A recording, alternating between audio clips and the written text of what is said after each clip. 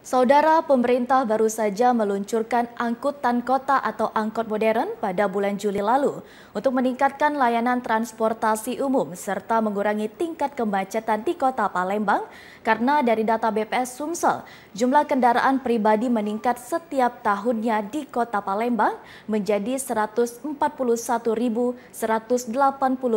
mobil penumpang pada tahun 2021. Dan kita sudah terhubung dengan Profesor Erika Buhori. Selamat petang, Profesor. Selamat sore. Selamat sore, apa kabarnya, Profesor? Alhamdulillah baik. Baik, Profesor. Tentunya apakah pengoperasian angkutan modern ini dapat meningkatkan minat masyarakat untuk menggunakan transportasi umum? Ya, angkutan modern itu salah satu pemecahan untuk pengintegrasian moda. Jadi kita sudah di Palembang sudah merencanakan ada 17 rute, namun hanya 2 baru yang bisa diberikan secara gratis untuk umum. Jadi artinya gratis ini diberi untuk startup, untuk orang percaya bahwa naik angkot itu enak gitu. Nah sekarang sudah beroperasi untuk Sematang Borang sama rute Talang Kelapa. Nah baru 2. Kenapa baru 2? Yang 15 rute lagi belum. Karena pada umumnya angkot itu tidak mau dia diberi rute baru. Dia maunya yang dari nenek moyang dari zaman dulu, itu aja rutenya. Padahal itu sudah tidak memadai lagi. Jadi harus ada insentif. Insentifnya itu yaitu dengan menggratiskan. Jadi digaji sopirnya. Jadi dia muter itu digaji sesuai dengan kilometer yang dijalani gitu. Baik, Profesor, tentunya apakah angkot modern ini dapat mengatasi permasalahan kemacetan yang ada di Kota Palembang, Prof? Permasalahan kemacetan di Kota Palembang itu lain lagi. Jadi kalau semua kita punya semangat untuk kembali ke angkutan umum, otomatis kita akan berkurang angkutan pribadi di jalan, ya kan? Nah sekarang untuk mau orang kembali ke angkutan umum, tentunya kita pemerintah menyediakan angkutan umum yang disukai. Kalau yang lama kan takut kecopetan misalnya, itu pakai CCTV. Misalnya panas itu pakai AC. Jadi yang segala sesuatu yang berbeda dengan penampilan yang lama itu mulai menarik. Jadi contoh Sematang Borang itu 125%, Mbak. Ada yang duduk di lantai karena dia kepengen naik itu dan tidak mau nunggu lebih lama lagi. Itu karena apa? Karena bisa dia mau duduk di bangku di bawah. Karena apa? Karena mereka mau cepat dan memang mobilnya bersih. Tiap sampai ke tempat pangkalan, dia sudah langsung disapu dan dipel.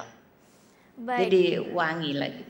Baik, Profesor, tentunya apa yang harus dibenahi transportasi umum apalagi yang sudah baru diliris angkot modern di Kota Palembang sehingga masyarakat lebih memilih transportasi umum dibandingkan dengan kendaraan pribadi?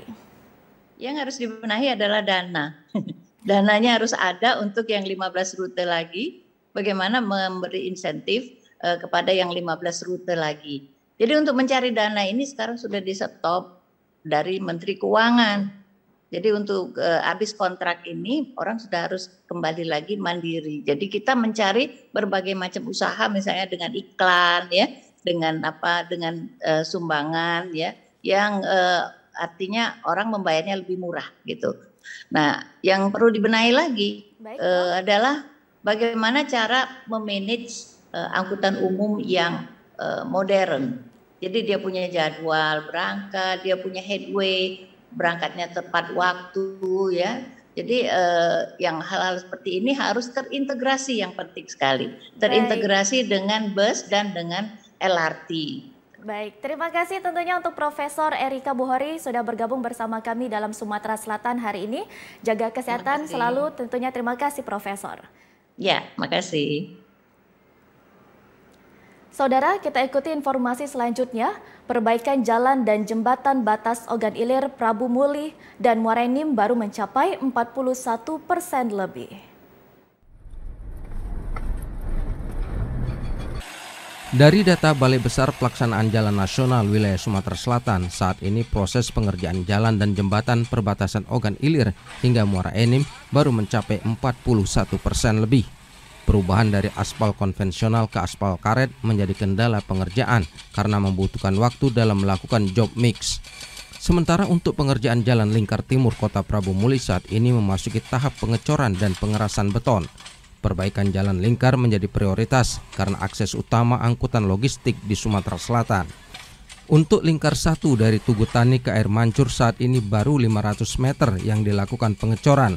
Sementara lingkar 2 dari Tugu Tani ke Tugu Nanas arah Muara Enim sudah selesai.